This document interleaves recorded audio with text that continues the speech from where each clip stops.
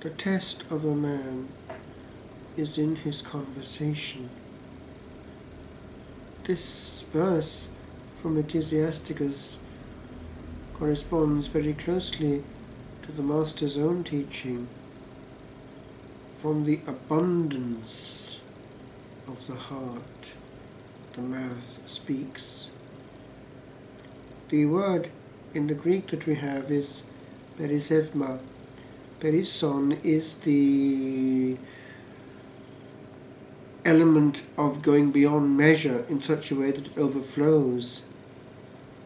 And so what happens is that, as the Latin root abundare suggests, the unda, the wave, overflows and the river goes over the edge onto the land. So with the heart, as the old saying goes, the truth will out. There's an old saying actually in French, chasser le naturel et le revient au galop. Chase the natural and it comes back at a gallop. So it is that we can educate ourselves, we can learn to perform, but when off guard, the truth will out. And so we come back to the reading from Ecclesiasticus. The test is in our conversation. A good trick is not to talk a lot, but to pick up what is being said and where it's coming from. The gift of discernment works on two levels. We try to sharpen our spiritual antennae, so as to speak in the name of the Holy Spirit and pick up what He is inspiring, nudging and knowing. But we also sharpen our human awareness, and we pick up by observing carefully without saying too much, but knowing exactly that each soul in the end betrays himself. And so it is that we can detect after a while what is inside. A person will tendentially talk quite a lot about what is nearer to his heart than other things, and therefore the center of his attention, his mental attention, will be detected. Does a person talk a lot about food, about sport, about pleasure, whatever form it may take? Or is his interest in cultural affairs, history? Is he a good conversationalist? Because this actually does matter. If, for instance, one marries a person who has a very narrow range of interests, over a life it's going to be very limiting. A person, on the other hand, who is perhaps less attractive is, in the long run, a better partner quite often, because inside there is a greater richness. It doesn't always happen, but it can happen, and it needs to be looked at before one gets into relationship.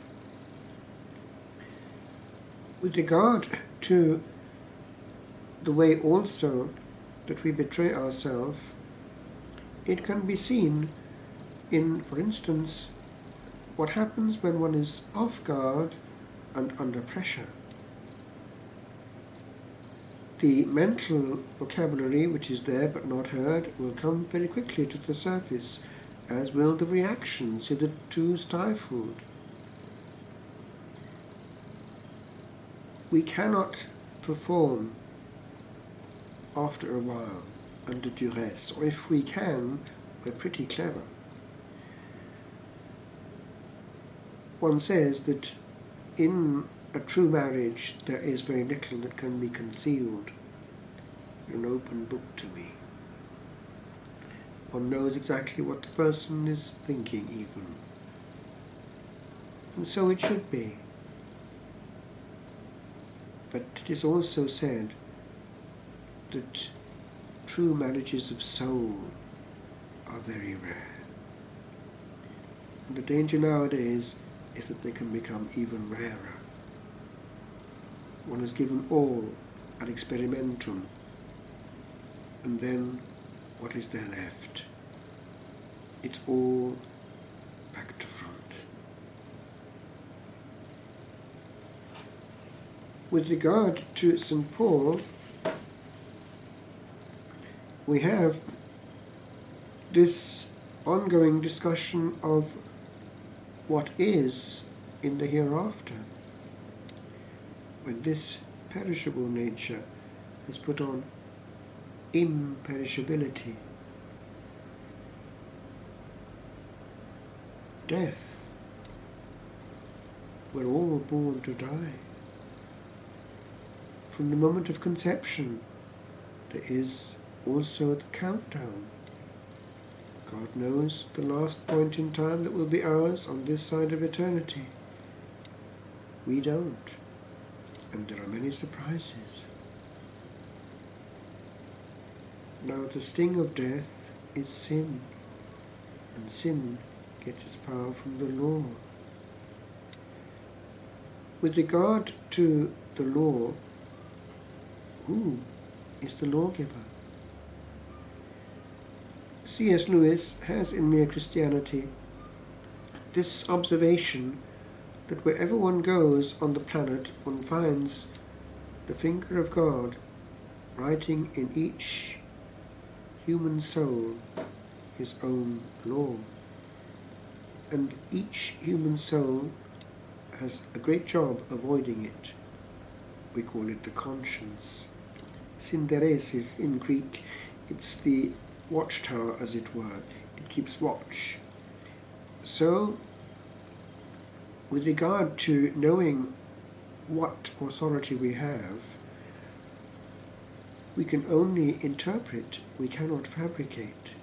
And we cannot, in interpreting, recreate or teach the lawgiver. To return to the Gospel, we have this from the Lord himself, the Master par excellence. The disciple is like the teacher, implying by that he cannot teach the teacher, but has everything to learn. And so it is that we do well to reflect on that, before becoming so clever in our casuistry of interpretation that we actually start to teach the Lord what he should have taught. Did he not at more than one point indicate that the kingdom of heaven is made up of little souls? And what does the little soul do? It listens and learns. The child has everything to learn, and we too have everything to learn. And the best way to learn is precisely to let someone else teach us. Again, not talking, but picking up things. Picking up from good teachers, good interpreters, but above all, from the Lord himself. Theology is done on one's knees, and it is better at times not to be cleverer than the one who taught.